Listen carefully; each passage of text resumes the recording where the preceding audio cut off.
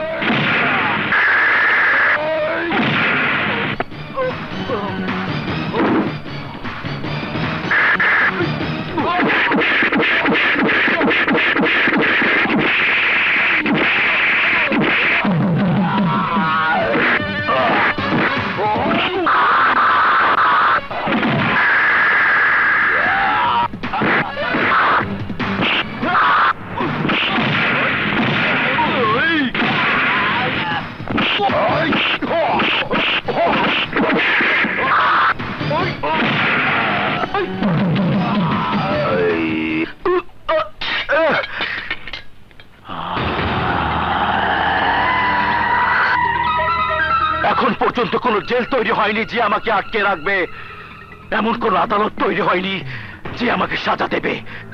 তার আগেই আমি বের হয়ে দেশের ক্ষমতা দখল করে নেব, শেষ করে দেব আমার সব শত্রুদের। এসপি, আমার আঘাতে কোনো শব্দ হবে না, তুই বুঝতেই পারবি না আমি কোন দিক থেকে তোকে আঘাত করব।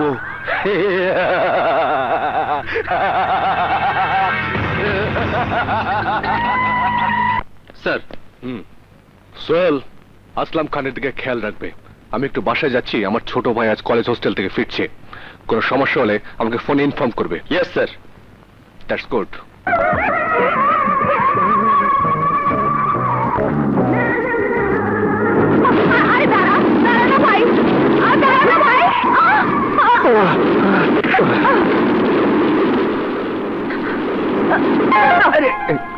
হ্যাঁ, মাইয়া মাসির গায়ে কিভাবে ধরতে জানেন না? এই দেখেন তো কিভাবে হাতে সাপ পড়ে গেছে। আমার শরীরটাকে এত বস্তা নাকি? হ্যাঁ, যে যেমনি চাইলাম এমনি ধরলাম। এই পাইছেনটা কি? আপনি পাইছেনটা কি জানেন? আমরা কত বড় খানদানের মাইয়া। আমার খালাতো বোনের ননদের চাচাতো ভাই একজন এমপি। এই এমপি বোঝেন? এমপি মানে কি? আমার ফুফাতো ভাইয়ের সুমন্দি শালা একজন হাইকোর্টের জজ। হ্যাঁ, আমার মামাতো ভাইয়ের বউয়ের তালতো ভাই একজন আর্মি নায়েব সুবেদার। আর আপনি আমার গায়ে হাত দিচ্ছেন? আপনার সাহস তো কম না। আপনি যে কেমন ঘরের লোক তা তো বোঝাই যাচ্ছে। বুক থেকে আঁচল যে সরে গেছে সে খেয়ালই তো নেই। এই মিয়া, ওর ব্যাগ দেন। আরে কি দেখলাম?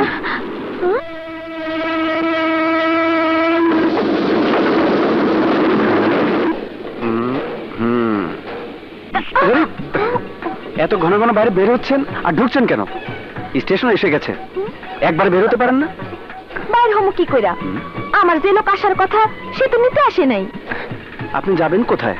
আমার মামাতো বোনের দেওরের ফুফা আমারে কইছে স্টেশন থেকে বাইর হইয়া রিকশাওয়ালারে কইতে কদমতলা যাইতে। সেখান থেকে 10 নম্বর বাস ধইরা ওই সদরঘাট। এত ঘোরাঘুরি না করে ঠিকানা দিলেই পারেন। ওহো, ঠিকানা এই তো দিতাছি। ঠিকানা আগে ফেলেই পারতেন। এত কথা বাড়ানোর কি দরকার ছিল? হ্যাঁ, আরে আরে আমার ঠিকানা কই হারাই গেল। ঠিকানা স্যার, আমি জায়গা মতো কেমনে যাবো? আমার ঠিকানা এখন আমার কি হইব রে? ঠিকানা খুঁজতে থাক, আমি তাড়াতাড়ি ভাগি। হায় হায় রে, এখন কি হইছে? এই টাকা ঠিক না স্যার, আমি বাসায় যাবো কেমনে করে? ওই মিয়া, হ্যাঁ? আরে এই বোকা লোকটা গেল কই? হ্যাঁ? মা, ভাইয়া, আরে রনি, আরে ভাইয়া, কংগ্রাচুলেশন ভাইয়া। আসলামকে ধরে তুমি একটা যা কাজ করেছো না। আরে বাদ দে সব কথা, বল তুই কেমন আছিস? First class. গুড। মা, ভাইয়া, মা দেখো ভাইয়া এসেছে। বেঁচে থাক বাবা, বেঁচে থাক। রনি, এতদিন পর বুঝে মায়ের কথা মনে পড়লো বাবা? হ্যাঁ মা, পরীক্ষা শেষ না করে তো আর আসতে পারি না। ভালো করেছিস বাবা। ভাইয়া খালি হাতে এসেছিস বুঝি? ভাইয়া আমার জন্য কিছু আনিসনি? এনেছি, তোর জন্য বরের ঠিকানা এনেছি, একেবারে বিয়ে দিয়ে দেবো। ভাইয়া আরে তুই থাম তো, রনি এত দূর জার্নি করে এসেছে। ভাইয়া দেখো না, দেখো না ভাইয়া কি করছে। রনি চুপ কর তো। আমার কি দোষ মা? ঠান্ডা লেগে আমার মুখটা বাঁকা হয়ে গেছে। মা খিদে পেয়েছে, চলো চলো। চল চল চল। আরে আরে কই যাইতেছেন? আমি কই যামু, কিভাবে যামু ঠিক করে দিয়ে তারপর যান। কে তুমি মা? আমি কে তা আপনার ছেলেরে জিজ্ঞেস করে দেখেন। কি ভাইয়া ভাবি নাকি? বড় ভাইয়ের আগেই তুই বিয়ে সেরে ফেললি? আরে না না, কিসের ভাবি? এই মেয়ে, তুমি আমার বাড়িতে এসেছো কেন? কি চাও তুমি? আমার ঠিকানা দেন, আমি চলে যাই। কিসের ঠিকানা? ও মা, গাড়িতে যে আপনি আমার হাতের ঠিকানা হারাই ফেললেন সেই ঠিকানা। ঠিকানা ছাড়া আমার মতো সুন্দরী মাইয়া কি রাস্তায় রাস্তায় একা ঘুরে বেড়াবো নাকি? মা আপনি বলেন। না না, তা কি করে হয়? ঠিক কইছেন, তাই তো না সাথে সাথে আমি এইখানে চলে আইছি। ঠিকানা না পাওয়া পর্যন্ত আমার তো যাওয়ার জায়গা নাই। কিন্তু ঠিকানা তুমি মুখস্থ করে রাখোনি? না। তাহলে তো বিপদ। মা, কি করা যায় বলো তো? কিছুই না, যতদিন ও ঠিকানা খুঁজে না পাবে ততদিন এই বাড়িতে ও ঋতুর কাছেই থাকবে। থ্যাংক ইউ মা, আপনি সত্যি খুব ভালো। এই কিসের ভালো? মা, তুমি কি পাগল হয়ে গেছো? এই রাস্তার মেয়েকে বাড়িতে জায়গা দেবে? কিসের রাস্তার মাইয়া? আপনি জানেন আমার বাপ দাদা ভাওলের জমিদার ছিল, আমাকে হাতি সালে হাতি আর ঘোড়া সালে ঘোড়া ছিল। সেই ঘোড়া নিয়েই ঢাকায় আসতেন, ট্রেনে আসার কি দরকার ছিল? আহা, কথা বাড়িয়ে লাভ নেই। এই ঋতু, তুই ওকে বরং গেস্ট রুমে নিয়ে যা। আচ্ছা ভাইয়া, যা। এসো চলো। এসো মা, চল। এসো বাবা। ঘোড়া না ছাই।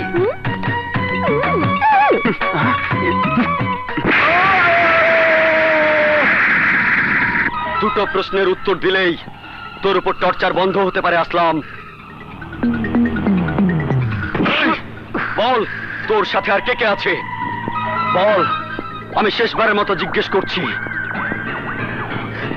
এভাবে চুপ থাকলে কিছু করতে পারবি না। তোর মিশন ব্যর্থ হয়েছে। You have finished. না, আমি না, তুই, তোরা তোদের দেশ ধ্বংস করে দেব, কিন্তু তোরা আমার কিছুই করতে পারবি না। না আসলাম, না।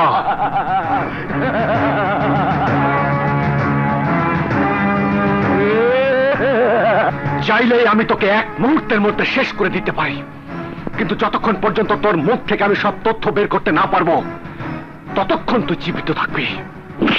বল, তোর সাথে আর কে কে আছে? কারা তোকে বোমার অস্ত্র সাপ্লাই দেয়? বলবো না, শত চেষ্টা করেও তোরা আমার কাছ থেকে কিছুই বের করতে পারবি না।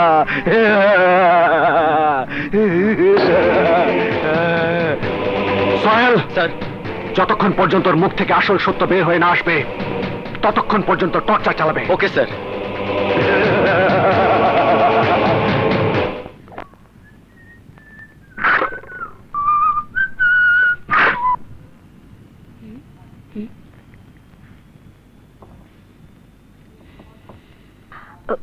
এই দাঁড়া দাঁড়া, মেয়েটাছি। দাঁড়া দাঁড়া দাঁড়া, এই দাঁড়া দাঁড়া করতেছি।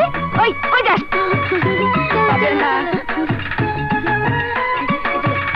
এই এই কই যাস? আরে গেল কই? দাঁড়া, আরে এই বিচ্ছুগুলা গেল কই?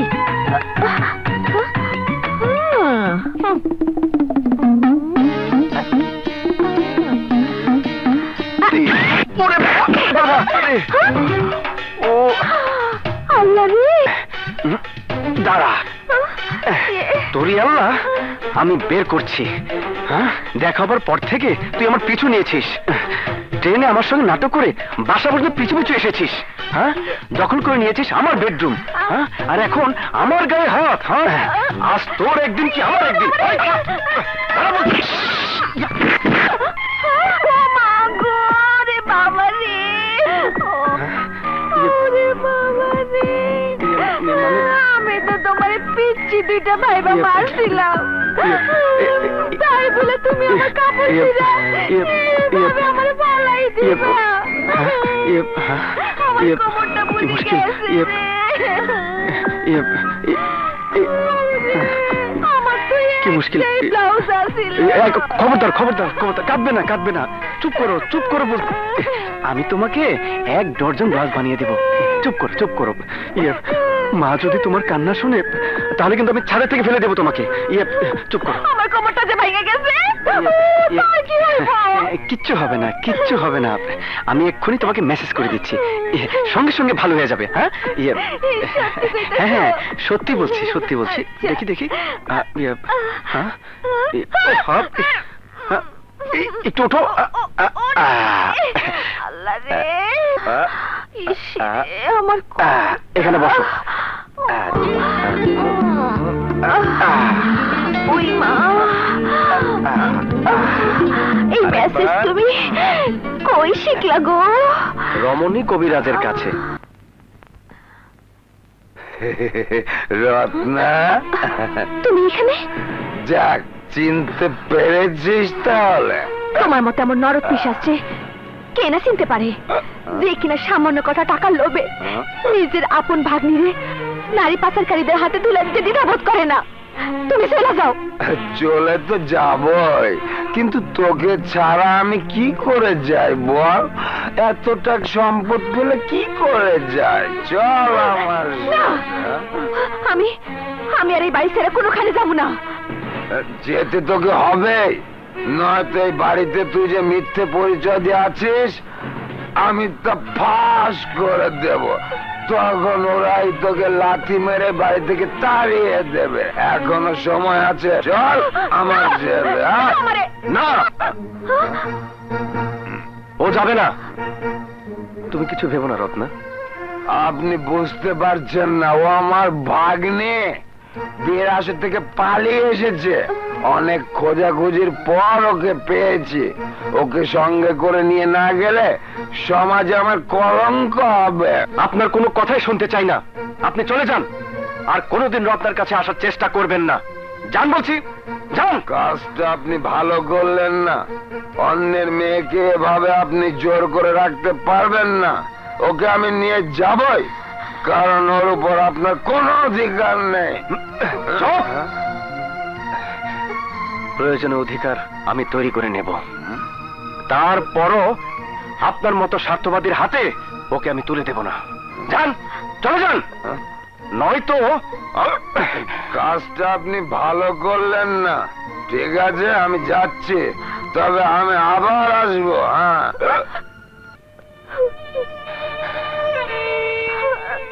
আমারে মাফ করে দেন, আমি ইচ্ছা করে আপনার কাছে মিথ্যা কই নাই, শুধুমাত্র নিজের ইজ্জত সম্মান বাঁচানোর লাইগা আপনার কাছে আশ্রয় নিছি। কিন্তু এখন কোনো কিন্তু নয়, আশ্রয় যখন নিয়েছো তখন ভাইয়াকে বলে আশ্রয়টা পাকাপোক্ত করে নিতে হবে। 2 চামচ।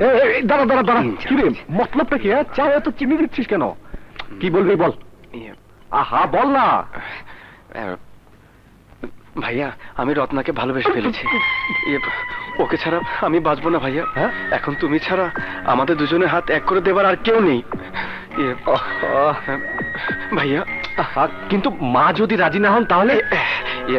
তুমি বললে মা রাজি না হয়ে পারবেই না, কিন্তু তার আগে রত্নার মতামত তো জানতে হবে। ভাইয়া, এই বিয়াতে আমার কোনো অমত নাই ভাইয়া, আমি রাজি।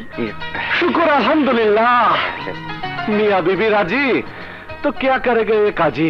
ঠিক আছে, চিন্তার আর কোনো কারণ নেই, মাকে রাজি করার দায়িত্ব আমার। থাক, আরাম করা লাগবে না। মা আসছে, জলদি যা, চলো। মা, কি হয়েছে বাচ্চা? বসো তো মা, বসো। মা তুমি তো জানোই যে রত্নার দুনিয়াতে কেউ নেই। ও যখন এ বাড়িতে আছে তখন ওকে আর দূরে রেখে কি লাভ? কি বলছিস তুই বাদশা? আমি তো কিছুই বুঝতে পারছি না। বলছিলাম কি, ওই রনি রত্নাকে খুব পছন্দ করে, আর রত্নারও কোনো আপত্তি নেই। তাই তুমি যদি অনুমতি দাও আমি ওদের দুজনের হাত এক করে দিতে চাই। অসম্ভব। বড় ছেলে রেখে আমি কিছুতে ছোট ছেলে বিয়ে দিতে পারি না। আগে তোর বিয়ে, তারপর রনি। মা আমি এখন বিয়ে টিয়ে করতে পারবো না, আমার উপর অনেক দায়িত্ব। এখন বিয়ে করলে দায়িত্ব পালন করতে পারবো না। প্লিজ মা। তাই বলে? না মা, তুমি আর অমত করো না প্লিজ। কিন্তু সমাজের মানুষ আমাকে কি বলবে? মা যাই বলুক আমি না হয় মাথা পেতে নেব। বলো তুমি রাজি? বলো। তোর যা খুশি তাই কর, আমি কিচ্ছু জানি না। তার মানে তুমি রাজি? ব্যাস, আগামী শুক্রবারে বিয়ে মা। আজ থেকে আমি সবাইকে দাওয়াত দেওয়া শুরু করব, ঠিক আছে? পাগল ছেলে। মা রাজি, আগামী শুক্রবারই বিয়ে। থ্যাংক ইউ ভাইয়া।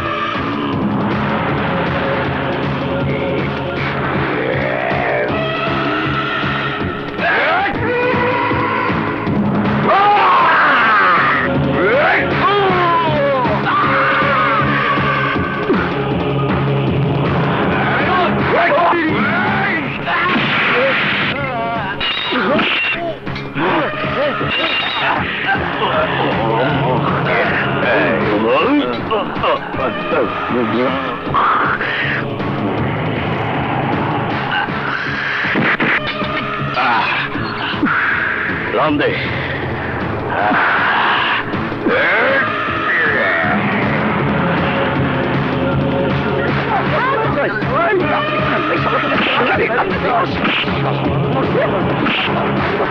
বাদশা বাদশা বাদশা, ও আমার শরীরে আগুন ধরিয়ে দিয়েছে। যতক্ষণ পর্যন্ত আমি বাদশাকে নিজের হাতে মাটি দিতে পারবো না ততক্ষণ আমার গায়ের জ্বালা মিটবে না। বস, গরম খবর আছে। কি সেই খবর? আগামীকাল বাদশাহ ভাই রনির বিয়েতে সাহেব আসবেন দাওয়াত খেতে। কিন্তু আমি যতদূর জানি ওই সময় চিটাগং মিটিং এ থাকবে। মিটিং শেষ করে সোজা ট্রেনে করে ঢাকা চলে আসবেন। Good, very good. বাদশাহ আমার লোকদের অ্যারেস্ট করেছে। কি ওর গলায় ফুলের মালা পরিয়েছিল, এবার বোমের মালা দিয়ে আমি ওই জীবনটাই নিভিয়ে দেব। রাজেজ, বোম দিয়ে ট্রেন ওড়াবি তুই, আর বাদশার দায়িত্ব আমার। না না, এই খবরটা এসপি বাদশাকে জানাতে হবে।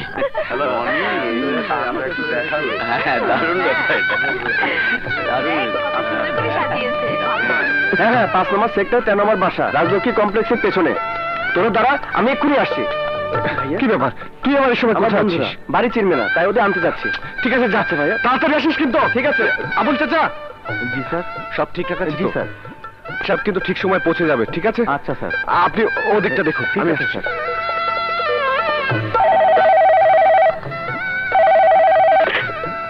হ্যালো, এসপি বাদশাহ। ট্রেনে বোমা ফিট করতে যাচ্ছে আসলাম খানের লোকেরা, বাঁচান। গোয়েন্দাগিরি করো না, পুলিশের গোয়েন্দা। রাখ, তোর গোয়েন্দাগিরি পার করতেছি। গোয়েন্দাগিরি পার করে রাখ।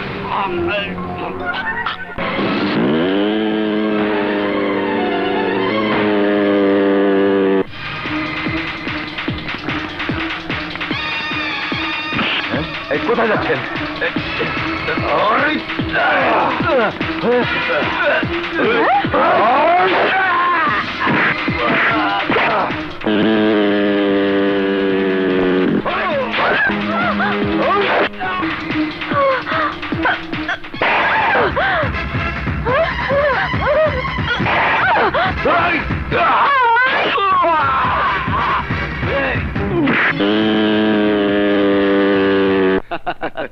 দোস্ত,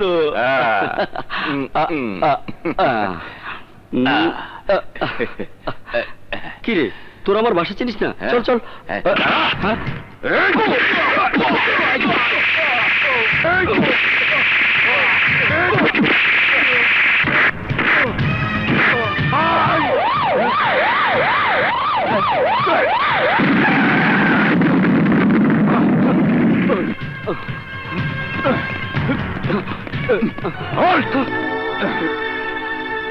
শালা বোমাবাজি করো, সন্ত্রাস করো। বিশ্বাস করুন স্যার, আমি বোমাবাজ নই, আমি সন্ত্রাস করি না। এই হাত করা লাগাও।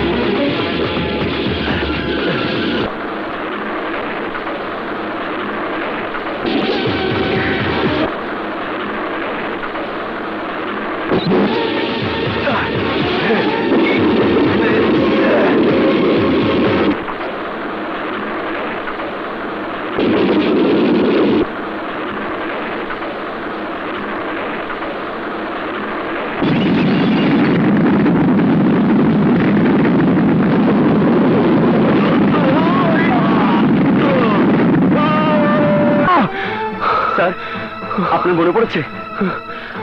সোহেল, আমার সব মনে পড়েছে, সব। তুমি সমস্ত কমান্ডারটা এক করো, আজই বাংলার মাটি থেকে আমি আসলামের নাম মুছে ফেলবো। বাদশা, বাদশা, আয় বাবা, আমার বুকে আয়। মা, বাদশা, বাদশা। স্যার, আপনার স্ত্রী হাসপাতালে চিকিৎসাধীন। আমার স্ত্রী? উনি হাসপাতালে আছেন, সম্পূর্ণ সুস্থ। আমার স্ত্রী মানে সুমি? সুমি কোন হাসপাতালে? জেনারেল হাসপাতালে। কি ব্যাপার? সিস্টার, সুমি কোথায়? আমাকে মেরে সুমি ম্যাডামকে তুলে নিয়ে গেছে। হোয়াট? হ্যালো, আমি আসলাম বলছি। আসলাম খান, আমার স্ত্রী কোথায়? আমার আস্তানায় মেহমান হয়ে অপেক্ষা করছে তোর জন্য। স্ত্রীকে বাঁচাতে চাইলে আমার গাজীপুরের আস্তানায় চলে আয়। এখানে আমার নতুন সন্ত্রাসীদের ট্রেনিং চলছে। ওদের দিয়ে আমি তোর সরকারের পতন ঘটাবো, ধ্বংস করে দেব প্রশাসন। আয় আয়, তোকেও সন্ত্রাসীর ট্রেনিং দিয়ে দিব নতুন আঙ্গিকে। এদেশের মাটিকে তোর মতো চার সন্তানেরা যতবার অপবিত্র করতে চেয়েছে ততবার নিজেরাই নিঃশেষ হয়ে গেছে। তুইও নিঃশেষ হয়ে যাবি। আমি তোকে শেষ করে দেব। তুই আমাকে কি শেষ করবি? তোর বউকে তুলে এনে তো আমি তোকে অর্ধেক শেষ করে দিয়েছি, আর বাকি অর্ধেক শেষ করবো আমার আস্তানায়। যদি তুই পুরুষ হয়ে থাকিস তাহলে তাড়াতাড়ি আমার আস্তানায় চলে আয়, তা না হলে তোর ওয়াইফকে আমি। Sohel, get ready. Okay sir.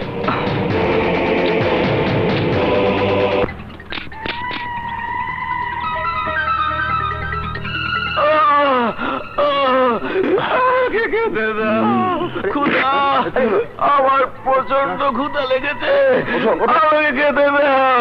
এই ক্ষুধায় মানুষকে সবকিছু করতে বাধ্য করে। এই ক্ষুধার জন্য মানুষ নিজের ইজ্জত থেকে শুরু করে দেশের ইজ্জত পর্যন্ত বিক্রি করে দেয়। এই আমার সন্ত্রাসী দলে যোগ দে, তাহলে আর কোনোদিন না খেয়ে থাকবি না, 3 বেলা খেতে পারবি। দেশকে ভালোবেসে ওর স্বামী আর ওর ভাই বাদশা কি পেয়েছে? কিছুই না। দেশ ওর জন্য কি করেছে? কিছুই না। ওই বাদশার মতো 30 লক্ষ লোক দেশের জন্য জীবন দিয়ে কি পেয়েছে? কিছুই না।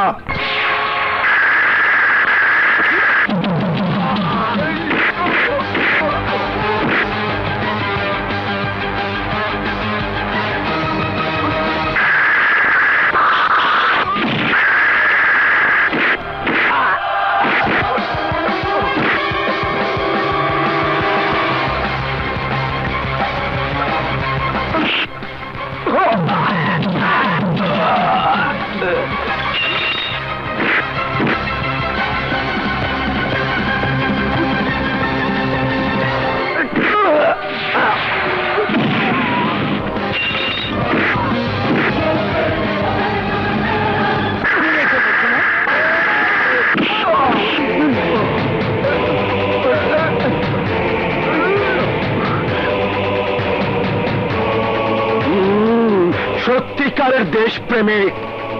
আসলাম, তুই কি ভেবেছিলি বাংলা মায়ের 14 কোটি সন্তানের মোকাবেলা করে তাদের বোমা দিয়ে আতঙ্কিত করে ছত্রভঙ্গ করে ক্ষমতা দখল করবি? দেশকে আর দেশের মানুষকে তোর গোলাম বানাবি? না আসলাম, না।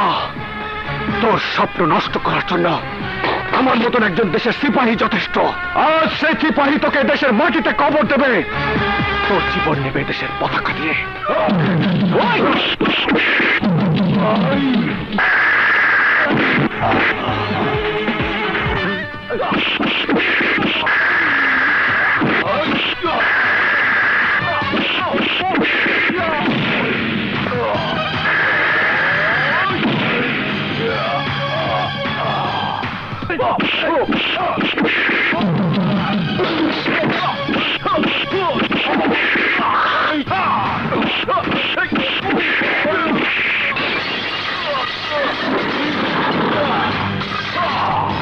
বাবারে, জিহাদ আরম্ভ হয়ে গেছে, মরণের গন্ধ পাইতেছি। ভাগ্যে যাই, বাইসে থাকলে আসলামের সাথে আমার দেখা হবে। আসি আসলাম ভাই।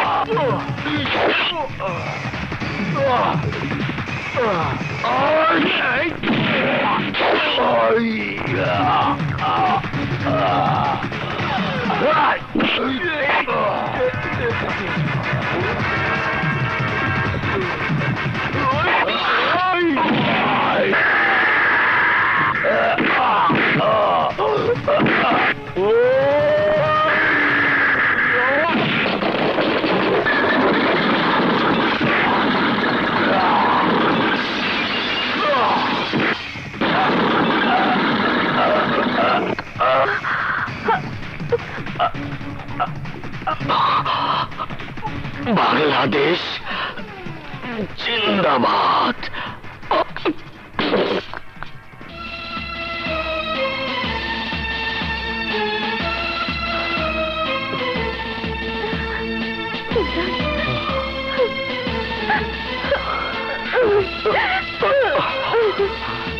Sir, thank you sir.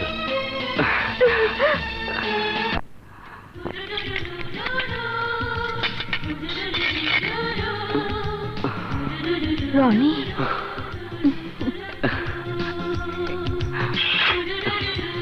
মা, থাক মা। আরে এখানে না, এখানে না, তোর জায়গা আমার বুকে। ভাইয়া, সালাম ডাইরে নি ভাইয়া নিকে? আরে ও হচ্ছে আমার চেনলেন না, এই কঠিন সম্পর্ক